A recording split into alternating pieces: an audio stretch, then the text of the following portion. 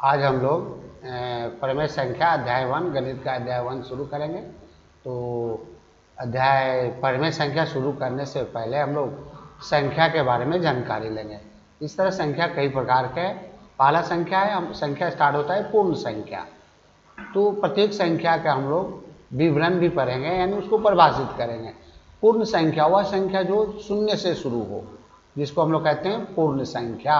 अर्थात जैसे 0, 1, 2, 3, 4 dash dash, अर्थात अनंत तक जाता है। अब प्रश्न पूछा जाता है कि सबसे छोटी पूर्ण संख्या क्या है। इसका सही उत्तर है कि सबसे छोटी पूर्ण संख्या है 0। अब फिर दूसरा प्रश्न पूछा जाता है कि क्या हम बड़ी से बड़ी पूर्ण संख्या लिख सकते हैं। तो इसका उत्तर है नहीं, क्योंकि प्रत्येक अगली संख्या क्या होती है, एक बड़ी होती है। अब दूसरा आता है प्राकृतिक संख्या। देखिए प्राकृतिक संख्या, इसको कहते हैं नेचुरल नंबर। तो हम लोग वह संख्या जो 1 से शुरू हो, वह संख्या जो 1 से शुरू हो उसको हम लोग कहते हैं प्राकृतिक संख्या। प्राकृतिक संख्या मेरा प्राकृतिक संख्या, मेरा आवाज उसमें आ गया होगा दूसरा टाइप। प्राकृतिक संख्या जैसे 1, 2, 3, 4, 5 डैश डैश इन्फिनिटिव यानी अनंत तक है। अब इससे भी प्रश्न पूछा जाता है कि सबसे छोटी प्राकृतिक संख्या क्या है, तो 1 है। क्या हम बड़ी से बड़ी प्राकृतिक संख्या लिख सकते हैं? तो नहीं, हम बड़ी से बड़ी प्राकृतिक संख्या नहीं लिख सकते हैं, क्योंकि प्रत्येक अगली संख्या क्या होती है, एक बड़ी होती है। जैसे हम 9 लिखेंगे तो 10 हो जाएगा, जैसे 100 लिखेंगे तो 101 हो जाएगा। इस तरह ये पूर्ण संख्या और प्राकृतिक संख्या। तीसरा है कि सम संख्या, वह संख्या जो 2 से विभाजित हो, 2 से पूर्णतः भाग लग जाए, उसको हम लोग कहते हैं सम संख्या। जैसे 2, 4, 6, 8 डैश डैश। अब नेक्स्ट है विषम संख्या, वह संख्या जो 2 से विभाजित न हो, उसको हम लोग कहते हैं विषम संख्या। जैसे 1 है, 3 है, 5 है डैश डैश। इस तरह हम लोग और भी आगे लिख सकते हैं। नेक्स्ट है अभाज्य संख्या। अभाज्य संख्या वह संख्या जो अपने आप से और 1 से विभाजित हो, उसको कहते हैं अभाज्य संख्या है। तो अब हम जानते हैं कि जैसे कोई भी समीकरण को लिखने के लिए एक चर राशि का हम लोग प्रयोग करते हैं। कोई भी चर राशि, अंग्रेजी वर्णमाला का कोई भी अक्षर हम लोग लिख सकते हैं।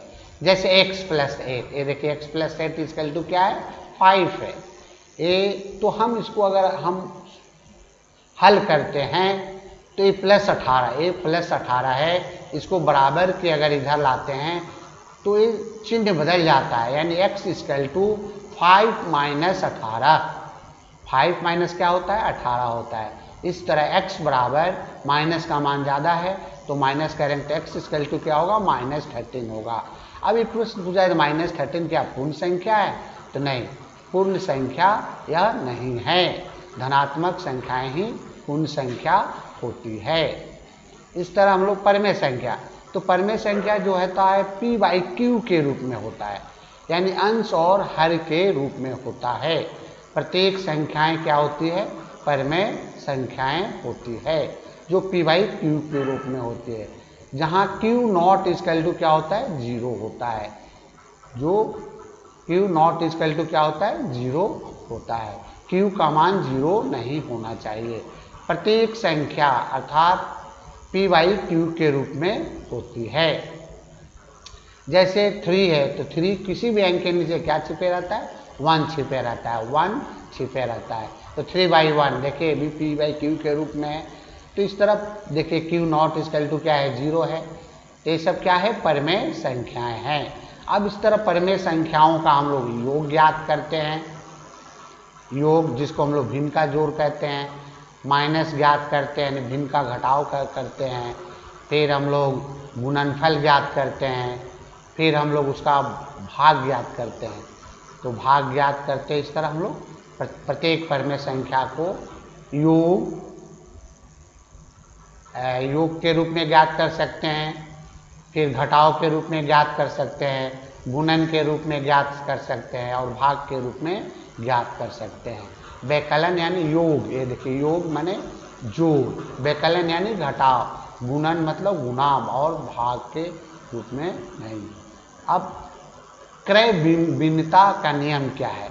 कोई भी संख्या योग क्रय भिन्नता यानी a plus B equal to हम लोग b प्लस ए लिख सकते हैं। देखिए a plus B equal to क्या होगा? b plus A. इसको हम लोग कहते हैं क्रय योग क्रय विनिमय नियम। इसी तरह हम इसको a माइनस बी, ये देखिए a माइनस बी और b माइनस ए के रूप में क्रय वैकलन क्रम विनिमय नहीं है। इस तरह गुणन के रूप में हम लोग लिख सकते हैं, भाग के रूप में हम लोग नहीं लिख सकते हैं। अब इस तरह परमेय संख्याओं का ये देखिए योग ज्ञात किया गया है, फिर वैकलन किया गया है, फिर गुणन ज्ञात किया गया है, भाग ज्ञात किया गया है। इस तरह हम लोग इसे अब सहचर नियम क्या है? सहचर नियम है कि सहचरता नियम को हम लोग जैसे ए सूत्र के रूप में a इंटू ब्रैकेट में a into B into C is equal to हम लोग a इंटू बी इंटू हम लोग सहचर गुण के नियम के रूप में, देखिए यहाँ सूत्र दिया हुआ है a इंटू ब्रैकेट में b into C is equal to a into B into C के रूप में हम लोग लिख सकते हैं। तो इस तरह हम लोग पुण्यतः इस रूप में हम लोग सवाल को आगे बढ़ा सकते हैं। अब हम लोग प्रश्नावली के तरफ हम लोग बढ़ेंगे कि इसी के आधार पर हम लोग जो प्रश्नमाला में अभ्यास 1 में जो सवाल दिया गया है, ये देखिए उदाहरण, तो उसी के आधार पर उदाहरण एक होमवर्क के रूप में विद्यार्थी को चाहिए कि घर में इसको पूर्णतः करें। अब हम लोग प्रश्नावली 1.1 का चर्चा करेंगे।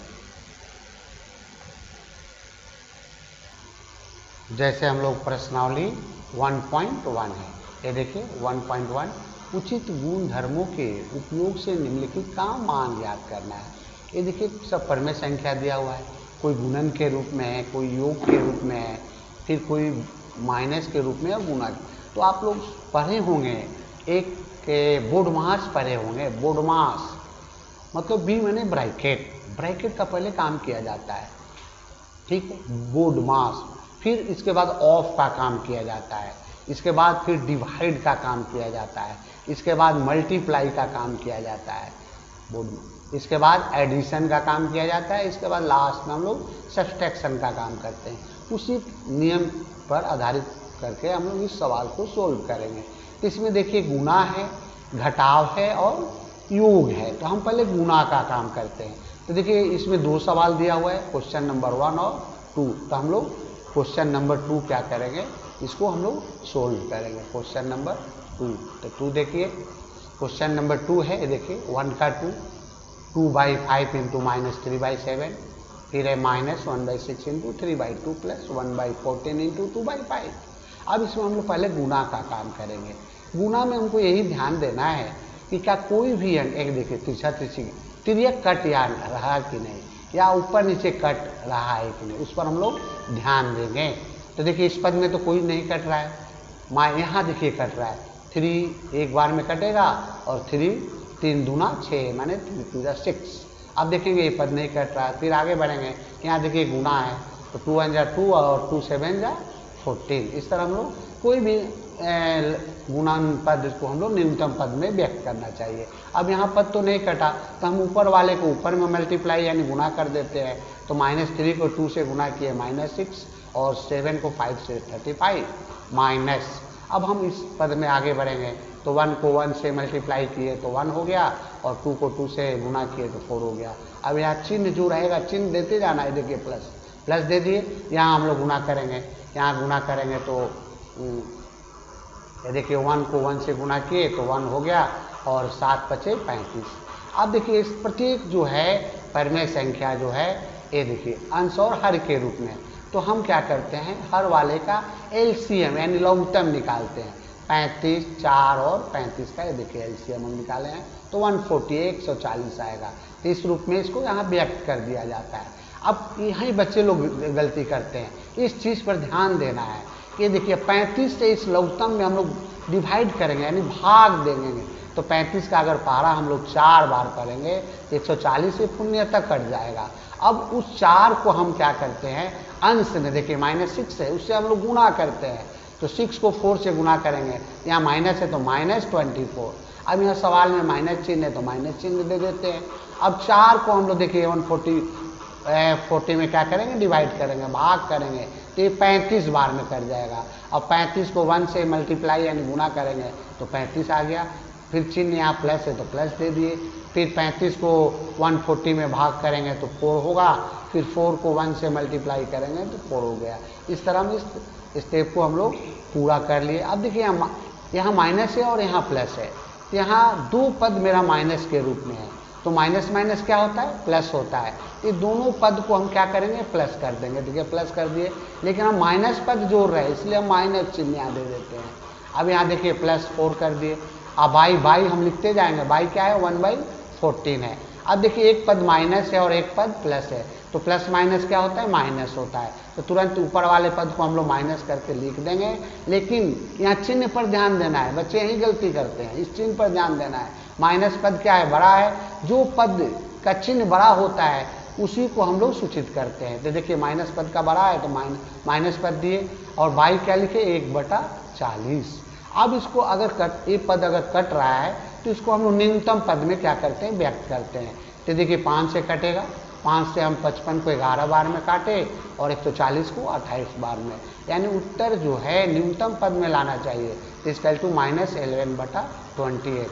इस तरह आप जो है क्वेश्चन नंबर 1 का 1 नंबर इसी तरह है होमवर्क के रूप में आप घर में पूरा कीजिएगा। अब हम लोग क्वेश्चन नंबर 2 का चर्चा करेंगे। क्वेश्चन नंबर 2 नंबर है कि निम्नलिखित में से प्रतीक के योज प्रतिलोम लिखिए। योज प्रतिलोम समझने के लिए देखिए कुछ परमेय संख्याएं धनात्मक के रूप में दिया रहता है, कुछ ऋणात्मक के रूप में दिया रहता है। देखिए ये धनात्मक है यानी प्लस के रूप में है और ये ऋणात्मक है, तो ठीक इसके योज प्रतिलोम ठीक इसका विपरीत हो जाता है। जो धनात्मक पद है वो ऋणात्मक हो जाता है और जो ऋणात्मक पद है वो धनात्मक हो जाता है। तो देखिए हम लोग क्वेश्चन नंबर 2 का हम लोग आगे चर्चा करेंगे। तो क्वेश्चन नंबर 2 का है 2 का 1 नंबर है, देखिए 2/5। तो 2/5 ये देखिए धनात्मक है, तो इसका योज प्रतिलोम क्या होगा, -2/8 है। इसका योज प्रतिलोम -2/8 है, क्योंकि दिए गए परमेय संख्या और उसके योज प्रतिलोम को अगर योग किया जाए तो दोनों का योग क्या होगा, ये देखिए 0 होगा। उसी तरह भिन्न का जोड़ जैसे हम लोग करते हैं उसी तरह हम लोग सोल्व किए हैं। ये देखिए 2 - 2 = 0/8। अगर इसको डिवाइड करेंगे 8 से तो ये 0 आएगा। अगर ये परमेय संख्या और उसके योज प्रतिलोम का योग अगर 0 है तो मेरा योज प्रतिलोम क्या है, बिल्कुल सही है। अब हम लोग क्वेश्चन नंबर 4 चर्चा करेंगे। ये देखिए 2/-9 है, ये ऋणात्मक परमेय संख्या है, तो इसका योज प्रतिलोम देखिए धनात्मक होगा 2/9 इसका योज प्रतिलोम है, क्योंकि अगर दोनों का योग ज्ञात करते हैं तो देखिए ये 9 LCM हो गया, ये 1 बार में इसको डिवाइड करेंगे और -1 को अगर -2 को 1 से मल्टीप्लाई करेंगे तो -2 होगा, यहाँ प्लस तो प्लस दे दिए, फिर 1 से इसको डिवाइड किए तो 9 से डिवाइड किए 9 को तो 1 और 1 को 2 से मल्टीप्लाई किए 2। अब ये -2 है +2 इसको माइनस करेंगे तो 0/9 = 0। तो इसी तरह होमवर्क के रूप में क्वेश्चन नंबर 2 का 2, 3 और 5 इसको पूरा करना है। अब हम लोग क्या क्वेश्चन नंबर 3 चर्चा करेंगे। क्वेश्चन नंबर 3 चर्चा करेंगे। क्वेश्चन नंबर 3 में हमें 2 प्रश्न दिया गया है जिसमें x का हमको मान दिया गया है। x = 11/5 है पहला, दूसरा है x = -3/5 के लिए सत्यापित करना है। ये देखिए सत्यापित, यदि दोनों सवाल में इस शर्त को लेकर हमको सवाल बनाना है। देखिए माइनस ब्रैकेट में -x = x है, तो हम लोग क्वेश्चन नंबर 3 का ये देखिए 3 का हम लोग क्वेश्चन नंबर 3 का हम लोग चर्चा करेंगे। क्वेश्चन नंबर 3 का हम लोग चर्चा करेंगे कि ये देखिए 3 का हम लोग क्वेश्चन नंबर चर्चा करेंगे 3। तो क्वेश्चन नंबर 3 का क्वेश्चन नंबर 2 नंबर है। 3 का 1 नंबर है कि x का वैल्यू दिया हुआ है 11/15। इस तरह एक शर्त जो दिया हुआ है वो दोनों में यूज करना है, उपयोग करना है। जैसे माइनस ब्रैकेट में -x इक्वल टू x। अब देखिए जहाँ भी x है उसका हम लोग को वैल्यू यानी मान रख देना है। देखिए 11/5, ये देखिए x का मैं वैल्यू पुट यहाँ कर दिए, यहाँ x है तो 11/5 इक्वल टू x का मान 11/5। अब यहाँ देखिए माइनस, यहाँ पर ध्यान देना है, ये माइनस माइनस क्या हो जाएगा, प्लस हो जाएगा। तो गुना के स्टेप में अगर माइनस माइनस प्लस हो जाता है तो माइनस पद हट जाता है, यानी क्या बचा 11/5 इक्वल टू यहाँ 11/5, यानी LHS इक्वल टू RHS। दोनों पद मेरा क्या होगा, सत्यापित हो गया, बराबर हो गया। अब हम लोग क्वेश्चन नंबर क्या नेक्स्ट चर्चा करेंगे, क्वेश्चन नंबर 4 का हम लोग क्वेश्चन नंबर 4 का चर्चा करेंगे। क्वेश्चन नंबर 4 में है कि निम्नलिखित के गुणात्मक प्रतिलोम ज्ञात करना है। तो गुणात्मक प्रतिलोम हम लोग समझेंगे। ये देखिए -13 है तो प्रत्येक अंक के नीचे इसके क्या छिपा हुआ है 1। तो ठीक अगर इसका हम लोग व्युत्क्रम लिख देते हैं वही क्या होता है, गुणात्मक प्रतिलोम होता है। तो -13 का गुणात्मक प्रतिलोम -1/13। उसी तरह इसका गुणात्मक देखिए 2 नंबर -13/19 का गुणात्मक प्रतिलोम -19/13 हो जाएगा।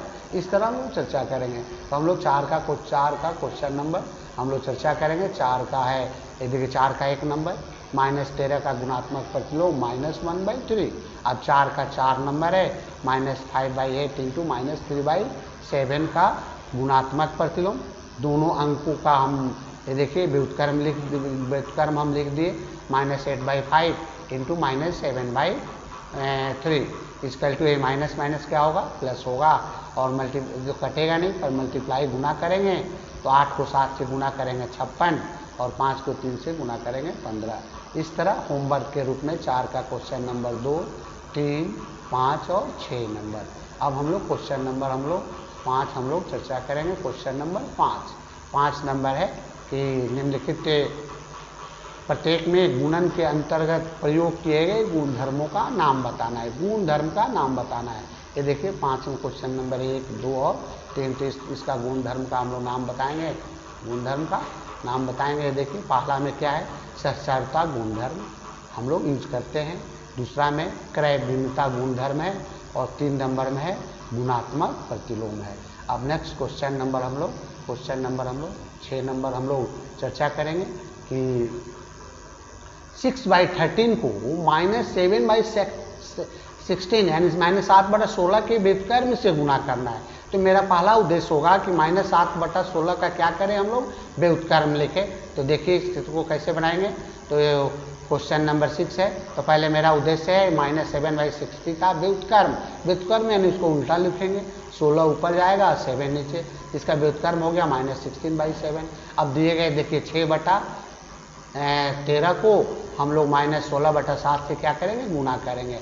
तो 16 को 6 से गुना किए तो 96, यहाँ माइनस है तो माइनस, यहाँ माइनस यहाँ प्लस है तो प्लस माइनस माइनस, और 13 को 7 से गुना किए तो क्या आ गया 91।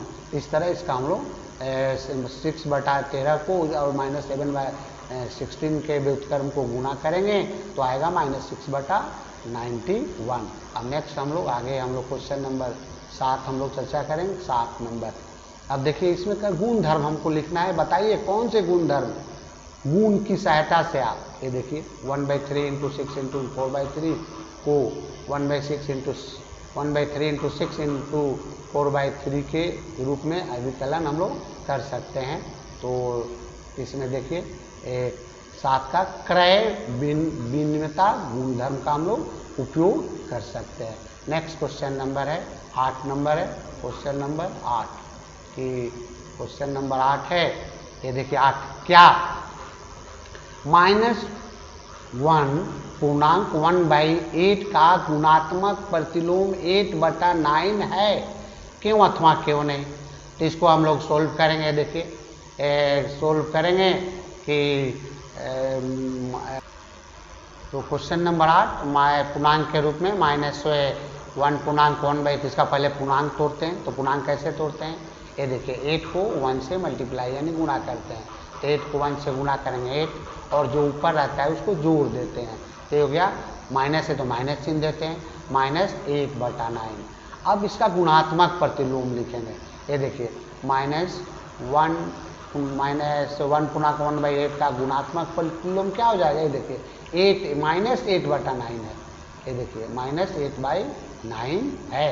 अब नेक्स्ट है क्वेश्चन नंबर 9, उसी तरह है कि 3 पूर्णांक 1/3 इसका L2 इसका पूर्णांक तोड़ेंगे, -3 को 3 से क्या करेंगे, मल्टीप्लाई करेंगे, तो 3 को 3 से 9 और 1 जोड़ देंगे 10/3, तो 10 इसका गुणात्मक प्रतिलोम में देखिए इसका गुणात्मक प्रतिलोम क्या हो जाएगा 3/10। अब देखिए इसका हम लोग दशमलव में चेंज करेंगे तो 0.3 होगा। इस तरह हम लोग प्रश्नावली 1 जो है पूरा किए, और जो भी होमवर्क के रूप में है उसको नोट कॉपी में साफ सुथरा उसको पूरा कर लेना है। और नेक्स्ट जो है अभ्यास हम लोग अगले वीडियो में चर्चा करेंगे। Thank you.